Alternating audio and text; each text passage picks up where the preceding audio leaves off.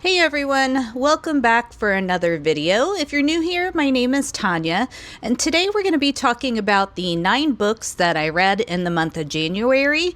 It was a pretty good reading month. I got through more books than I normally do. I usually get through 6 or 7, just because that's typically all I can fit in. I do work a full-time job, as well as I run a small bath and body business on the side, and then, life in general. So 9 books is a pretty good reading month for me. 2 of those were audiobooks. The other 7 were either physical books or ebooks. And I did read a total of 3,233 pages last month, as well as listen to 27 hours and 49 minutes of audio. So like I said, overall, a really good reading month. Now, what wasn't quite as good, now I will say kind of where I did deviate a little bit, is out of the 6 books that I had on my TBR, I only read 4 of those. 2 of them I just didn't get to this month. I kind of prioritized a couple arcs that I was in the mood to read. That's not something that's usually typical for me. I usually try to be pretty strict on sticking to my TBR, but I'm trying to give myself a little more freedom this year, where if there is something else that I'm in the mood to pick up, I go ahead and allow myself to do that.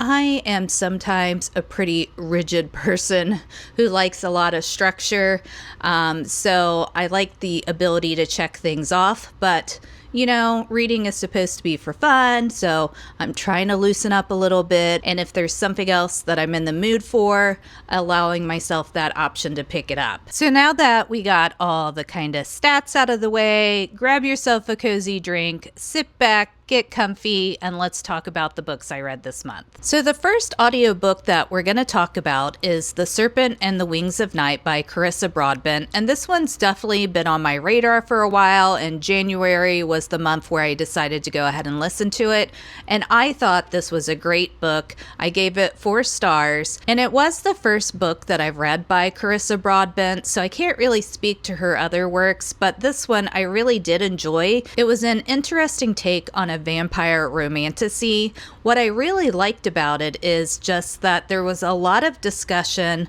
about basically humanity and morality.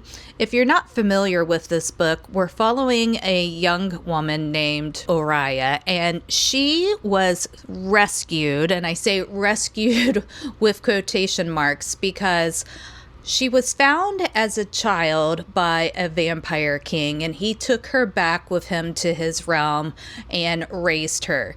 Now, rescued in the fact that they had already killed off her parents and siblings. So I don't know if you can completely say that he rescued her, but he did allow her to live, and then he took her back, raised her as his own child, and has kind of been teaching her how to be a vampire even though she's human. And humans in this realm are looked down upon. They're looked at as basically second-class citizens, good for nothing more than, feasting on or being servants or, any sort of mundane job that's considered below the vampires. Then those are the jobs that the humans end up with. So Oriah has been really vulnerable living among these vampires. Just, if they get any scent of her blood, then there's a chance of them attacking her. She's a lot weaker than the vampires are. So she's just really had to learn how to survive, how to make the most of her strengths, and to always kind of be on guard. And as I said, the vampire that rescued her is the king of the vampires, and he has kind of come up with this idea for Oriah to compete in these trials that are typically only for vampires, but the winner gets a boon, and he wants her to compete in these trials. Because of that boon, she can ask the goddess of the realm to make her stronger or to make her a vampire, just kind of up her strengths and her abilities. That way she stands a better chance of surviving in this world of vampires. So she does end up entering these trials. She meets a young vampire named Rain, and they kind of have a connection from the beginning. She doesn't trust him because she's basically been taught not to trust any vampires, and he's really curious about her because she's a human and she happens to be in these games, and that's not something that normally happens. And things kind of progress from there. The trials in this book are great. They're not your standard run-of-the-mill trials. They're really unique and didn't really get boring like some trials can as, we get further into it. It stayed really fast-paced and really unique. There's a bunch of different types of magic in this realm, so it was also interesting to see all those different components, but overall, I really loved it. Araya and Rain had a whole lot of chemistry, and probably my favorite part of the book was just all the talk of humanity and morality, and how for Araya, she's supposed to be a human and have this human heart, but she feels more like she's a vampire now. And then we have Rain, who is indeed a vampire, but he was once human as well, so he kind of has more of his human kind of morality and characteristics than Araya, who is the actual human, had. So really enjoyed it, would highly recommend. It of course ended on a huge cliffhanger, so I will be picking up the second book probably sooner rather than later. But yeah, overall, really love this one. Gave it 4 stars. Then the next audiobook I listened to was Riftborn by Parker and Lennox, and this one was 4.5 stars for me. I actually didn't know what to expect with this one. I've heard kind of mixed reviews, but I absolutely loved it. The world is super unique, and the characters I felt like had a lot of dimension, very dynamic, and the kind of class structure was pretty unique as well. In this book, we're following a young woman named Thea, and she comes from a land that has been wiped out. The current nation she is living in is a place called She, and she was from a place called Riftborn. And due to a rebellion, the She basically went in, wiped everyone out in Riftborn, and then brought any survivors that were children back to She, and then branded these children so that basically for their entire life, people would know that they, come from traitors. So definitely treated like second-class citizens compared to the people of She. And in this land, there's different magical abilities. They're called focuses, and that can range anything from mental abilities to being able to bring down lightning or set things on fire. But Thea's focus has always been one that's a little bit questionable, a little bit scary. She doesn't really know how it works. All she knows is she doesn't have control of it, and that she's hurt people without meaning to whenever her emotions have gotten out of hand. So she's really scared of her focus. She tries to hide it, not let anyone know that she has such a powerful gift. And she's kind of kept herself hidden in the shadows for her entire life, because in between being branded as a Riftborn, so coming from traitors to the realm, and then having this kind of questionable focus, she definitely hasn't wanted to be in the limelight. Well, something ends up happening. She draws the attention of the general of the She army, and he ends up forcing her to join the guard, and then things kind of progress from there. So I really enjoyed Parker and Lennox's writing style. I thought the world building was really in-depth, very unique, and this book had a lot of twists and turns with the plot. I have already moved on to the second book in the series, and I can say it just gets better and better. So far, the second book is on track to be a 5-star read for me. This first book, like I said, was a 4.5 star, and part of that was just, because a lot of it was set up, but overall, really enjoyed it, and it is another one that I would recommend. So that was the 2 audiobooks that I read last month. So now we're going to go ahead and move on to the physical and ebooks that I read. So first up is Fury of the Gods by John Gwynne, and this is the 3rd book in the Bloodsworn saga. And as you know, if you've seen my last couple of reading wrap-ups, This is a series I've absolutely been loving. I can now say this is a 5-star series for me. This was a 5-star read. I've loved everything about this series. John Gwynn's world building is top notch. He creates really unique characters that you immediately are invested in, and some really just different kind of creatures as well. One of my favorites from throughout the series has been Vesely, who is kind of like a bat possum kind of creature, and she likes to eat teeth, and she's just super endearing, and I loved everything about her. So her and all the other various creatures were some of the things I love most about these books. There's a lot of inspiration taken from Norse mythology, Scandinavian mythology, just Germanian tribes. So a really culture-rich series with great battle scenes, and John Gwynn is not afraid to give you a WTF moment where you're going, why did that just happen? That could not have actually happened. But then you find out it did indeed happen. So he keeps you on your toes, and I definitely will be picking up his other 2 series now that I finished off the Bloodsworn Saga. And if you're an epic fantasy fan, this is a great one. It is a little complex as far as the world and some of the languages and names, but I would say if you have an interest in epic fantasy, it's definitely a good series to pick up. Then in kind of a fantasy complete 180 pivot, moving from Fury of the Gods, I picked up The Enchanted Greenhouse by Sarah Beth Durst, and this is a cozy fantasy. It's in the same world as The Spell Shop, and in this book we're actually following a character we met in the Spell Shop, and her name is Trulu. She was Kaz's creator, and if you have read The Spell Shop, then you know Kaz was the sentient spider plant that was in that book that we all love. But essentially Trulu got turned into a statue because she used magic when she wasn't supposed to. Only sorcerers are allowed to perform magic in this particular realm, and Trulu was a librarian, so definitely not a sorcerer. She was lonely and wanted to have a friend, so that's kind of why she cast this spell that brought Cass to life. And then once it was found out what she had done, her punishment to discourage anyone else from trying something similar was she was turned into a statue. And as a statue, she wasn't dead. She was still somewhat aware of her surroundings, but you know, she was kind of disconnected a little bit. She couldn't interact with anyone. She could just kind of see and sense what was going on around her. And this is kind of how Trulu thought the rest of her life was going to be. She's going to be stuck in this statue state for eternity.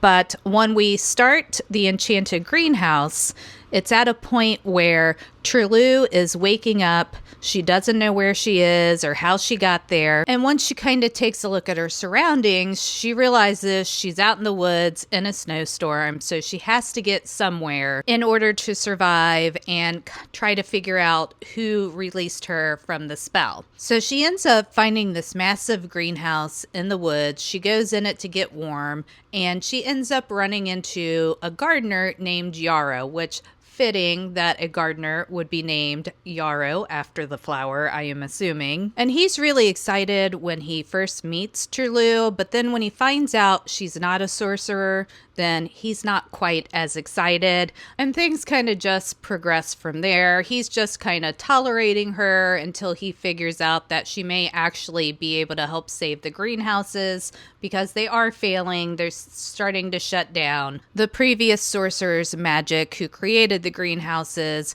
is just breaking down, and kind of room by room, the greenhouses are becoming unusable. So that's the plot of the book. I was at a 3.75 for this book.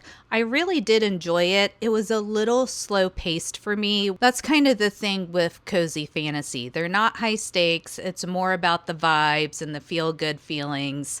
And you're not going to get like, you know, a big elaborate plot. And that does tend to affect my rating of the book.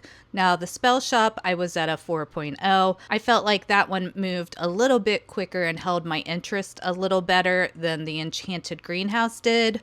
but definitely I would still recommend this book, especially if you're just needing a brain break or you've had like kind of a bad day and you need something that's a little more warm and fuzzy. Cozy fantasy books are great for that.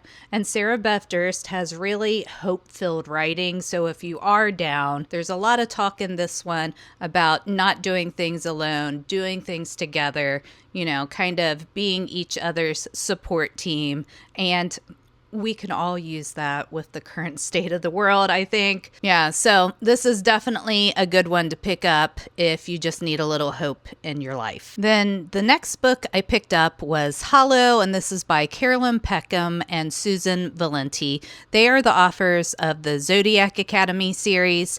I haven't read that one, but this is a different world than those books are in. And I can say I really enjoyed this book. It was a 4-star read for me. I will be continuing with the series. Now, I will say this is an indie published book, so there were a couple of grammatic errors in the book and a couple places where I don't think the editing was quite spot on.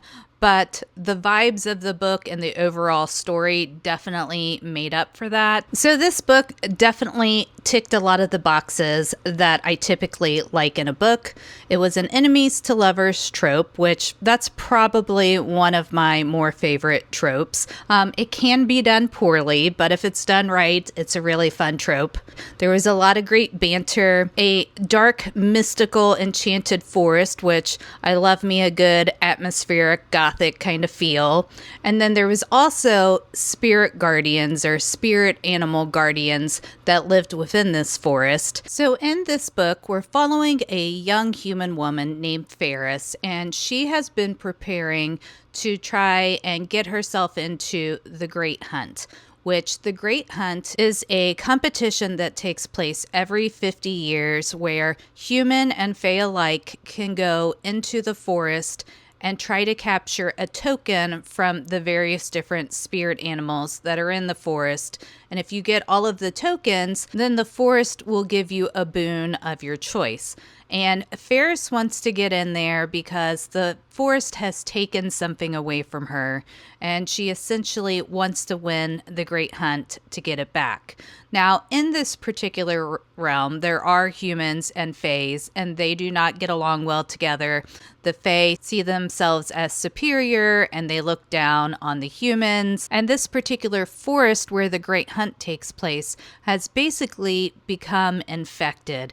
It at one time, was a wonderful, magical place, but something has kind of changed it over time, where it's now this dark land that is slowly encroaching on all of the other lands around it and basically swallowing up whole towns. The forest sometimes will call children out of the villages and kind of take them and keep them for itself.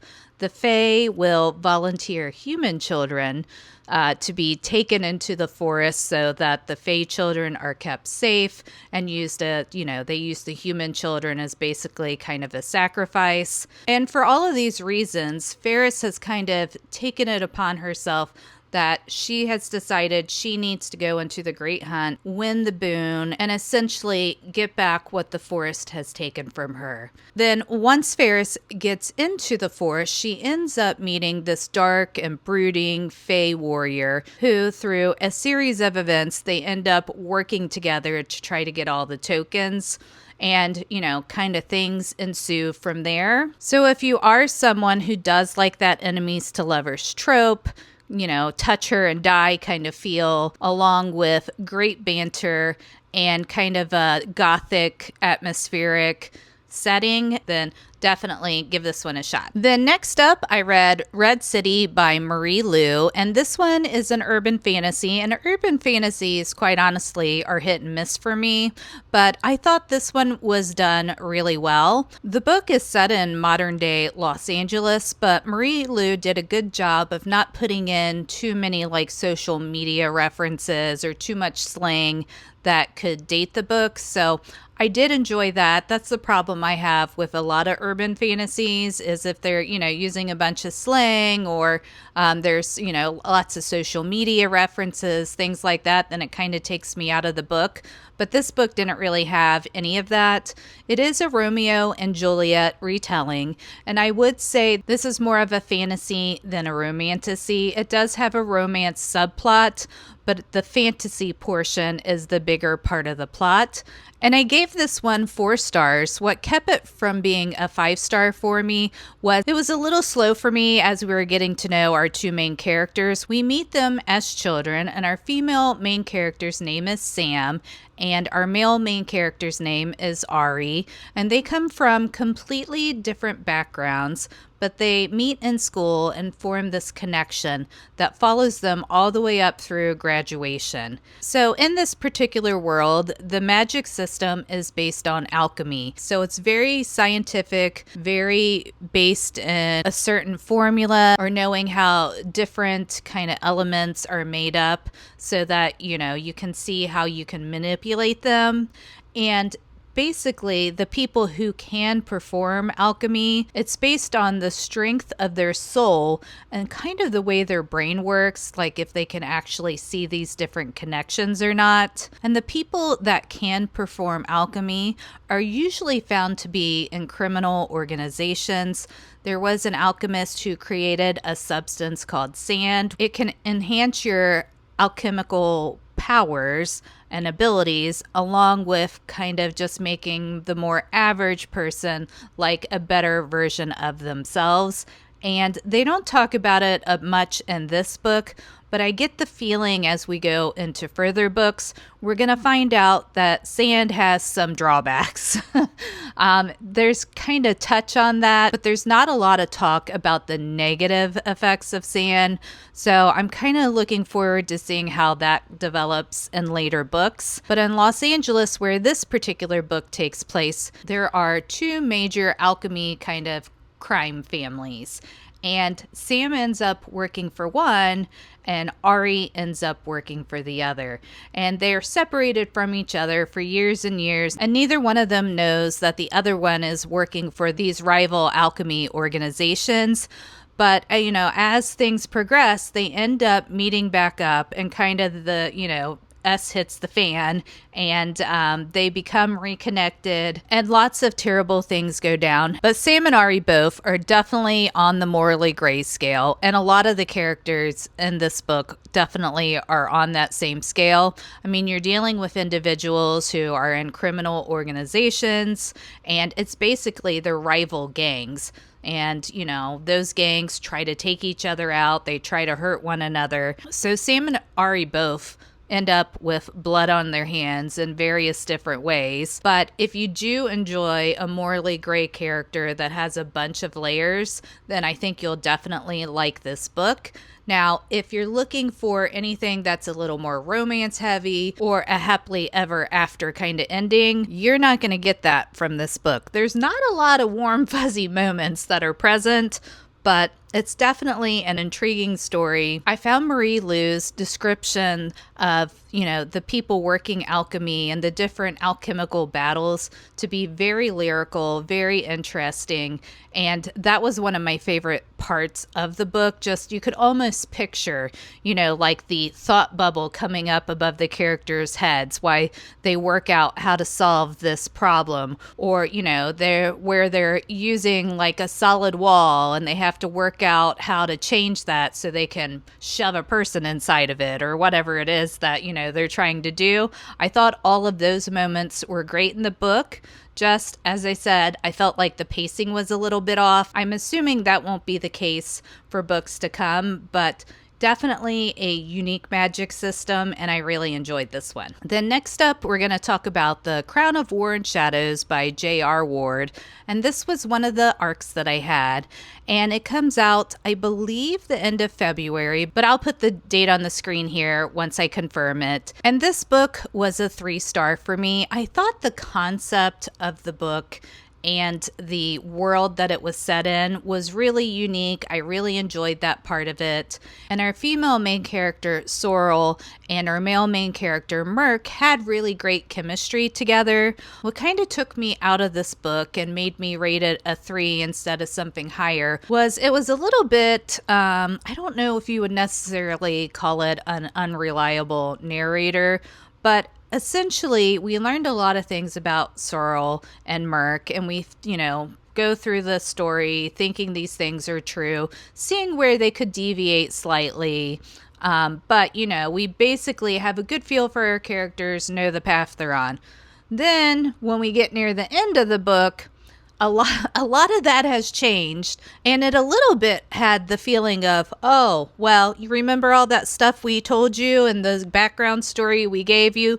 Poof, it's gone. This is what actually happened. Once we got to the portion of the book where those kind of things started to happen, I lost a lot of interest and trust in the story, and I did end up finishing the book, so it just wasn't really a book for me. Now, that doesn't mean you won't enjoy this book, but for me, it just, there were some things like that took me out of it. Another thing was when we were about halfway through the book, it had been, typical medieval fantasy kind of setting where people use lanterns and swords and, daggers. And then about halfway through the book, people had pistols. And I was just kind of like, where did the pistols come from? I didn't know that we were in that kind of setting or that kind of technology was available. It just felt really out of place, and that was another thing that kind of took me out of the book a little bit. So overall, just kind of wasn't the book for me. So next up, we're going to talk about the last 2 books that I read this month,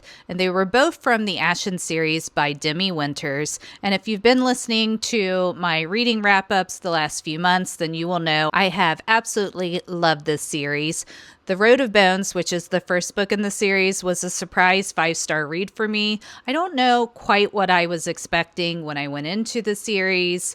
It is a Viking kind of Norse inspired world that the series is set in, but I just thought Demi Winters' writing was really great. The world was descriptive. You got a really good feel for kind of the cultural place that the world was in and how the current monarchy was really just kind of taking a toll and taking from the people of the land and kind of ruling with an iron fist, and how much the people were suffering. And that paired with really strong characters who we get to see develop and have this great banter back and forth and see them just grow personally, and a unique kind of magic system throughout the lands made me fall in love with this series. Demi Winters is also amazing about plot twists. I'm usually someone who can figure out a fair amount of things in a book, but she definitely has done some plot twists that I didn't catch on to and wasn't expecting, and I really like that element of surprise throughout the series as well. So in The Roots of Darkness, we are basically picking up at the point in the first book where the Blood Axe crew, which is a mercenary band, separates from Scylla and Ray, who are our female and our male main character. And this mercenary crew is going to continue the mission that the Blood Axe crew was on when Scylla kind of came into the picture, why Scylla and Ray go off to, do other things. And this book mainly focuses on that mission and a female warrior that is part of the Blood Axe crew named Hecla. And Hecla is now, this is kind of her first time leading the mercenary crew. She's a woman in a male-dominated field, and she has to deal with, a lot of skepticism and being looked down on from the various men in the village that she's working to save, and them not really taking her opinion as being worth anything.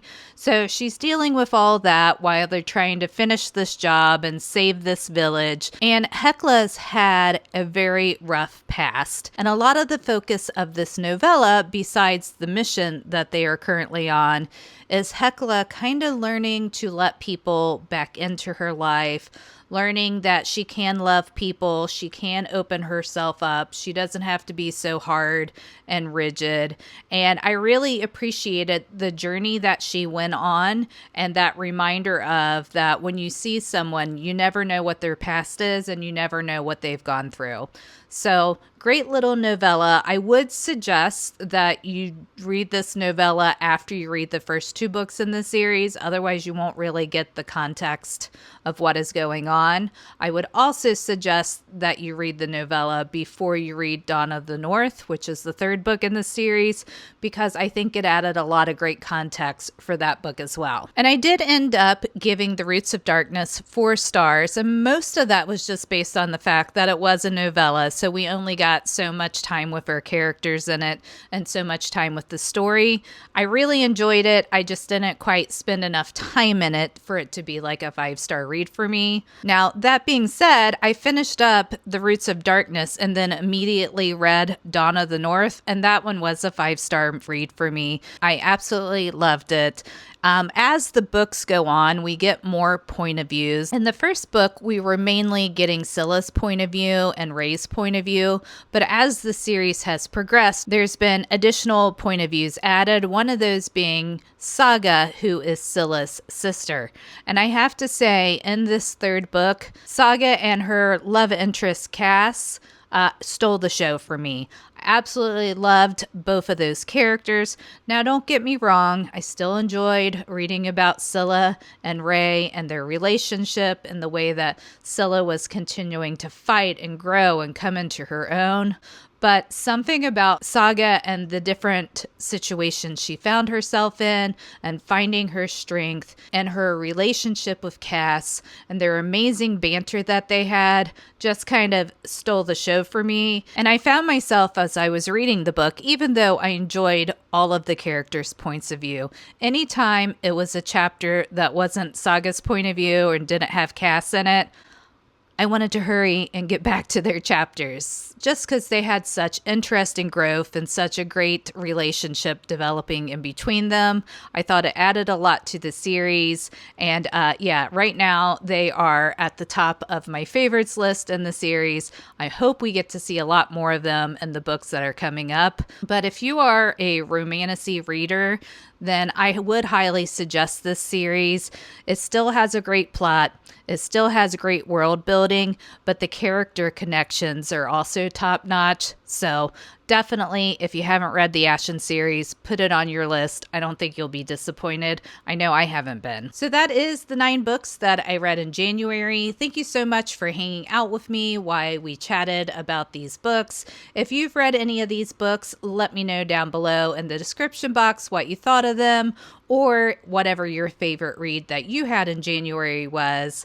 And if you just want to let me know that you made it here to the end, leave me a snowflake emoji, because I don't know what it's like where you are, but it has been snowing like crazy here. We currently have probably 14 inches of snow on the ground, and that is not normal for northern Kentucky. I'm ready for the snow to go away. It's been pretty, but I'm tired of trying to climb through it at this point. So yeah, it's definitely been an eventful winter so far.